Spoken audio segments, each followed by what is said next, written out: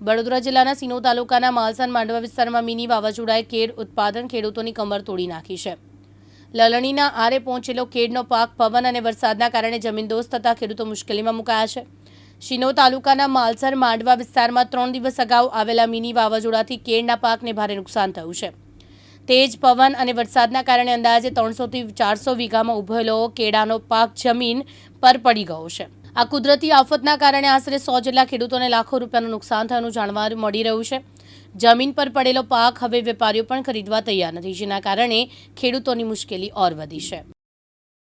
મારું નામ પટેલ જસભાઈ ભીખાભાઈ પટેલ, હું માંડવા ગામમાં ખેડૂત છું ને અમારા આશરે માલસર ને માંડવા બે ગામોમાં થઈને 400-500 વીઘાનું વાવેતર કેળનું હતું, જે 2 દિવસ પહેલાં જે મિની વાવાઝોડું રૂપે આવ્યું કુદરતી આફત, એ અમારી પથારી ફેરવી નાખી છે।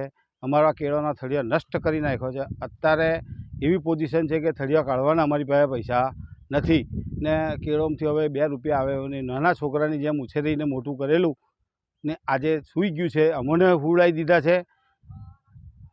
વાવાઝોડું તો કેળોના થળિયાને પાડ્યા પણ અમને અત્યારે ઊંઘાડી દીધા છે। એટલે અંદાજિત 400 થી 500 વીઘા વાવેતર હશે। 200 ખેડૂત ખરા બધા થઈને કેળોવાળા, નાના મોટા।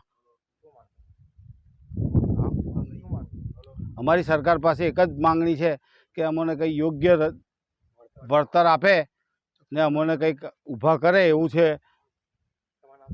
મારું નામ જસભાઈ ભીખાભાઈ પટેલ, સિનોર તાલુકાનું માંડવા ગામના અમે બધા ખેડૂતો છે। મારું નામ છે મહેતા અંકિત કુમાર મુકુંદભાઈ। અમારો કમાઉ દીકરા તરીકે ગણાતો કેળનો પાક અમારા તાલુકામાં પુષ્કળ પ્રમાણમાં કેળનું વાવેતર થાય છે અને હમણાં જ 1 મહિના પહેલાં જ કટિંગ ચાલુ થયા છે। દર વર્ષ કરતાં ભાવમાં પણ સારું રહ્યું છે અને હજી પણ ભાવ છે, પણ અમારી પાસે લૂમ નથી। લૂમ અમારા જે 7-8 તારીખે સાંજે 2-3 દિવસ પહેલાં વાવાઝોડું આવ્યું તેમાં બધા જ જે આ લૂમ છે, આ લૂમ 15 દિવસમાં કટિંગ થાય છે। આવા જ 400 થી 500 વીઘા કેળનો પાક વાવાઝોડાએ સુવડાવી દીધેલ છે। હાલમાં આ ખેતર સાફ કરવાના પણ પૈસા અમારી પાસે નથી। આ તમે જોઈ શકો છો, આ લૂમ, આ 20 કિલોનો લૂમ છે, હમણાં 450 રૂપિયાનો ભાવ છે। આ 500 રૂપિયાનો નંગ છે જે આમના હાથમાં છે તે, બરાબર।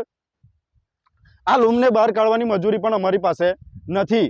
સરકારશ્રીને મારી વિનંતી છે કે ખાસ માંડવામાં જ આ વાવાઝોડું ખાલી માત્ર માલસરને માંડવામાં જ છે, બીજે કશે આ વાવાઝોડું છે જ નથી।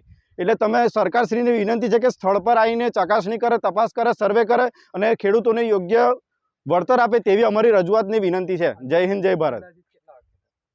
અંદાજિત 400 થી 500 વીઘા જમીન હશે, બધામાં જ કેળનું વાવેતર ને બધામાં જ આ રીતનું કટિંગ તૈયાર છે। લગભગ 200+ ખેડૂતો છે, બધા નાના ખેડૂતો છે સાહેબ, કોઈ શ્રીમંત ખેડૂત નથી અહીંયા। અને આખું વર્ષ નાના છોકરાની જેમ અમે કેળને મોટો કર, કેમ કે અમારો મુખ્ય પાક કેળ છે।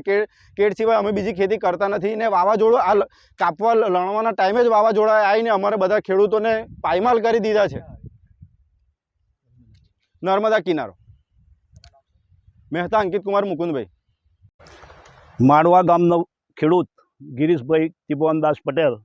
અમે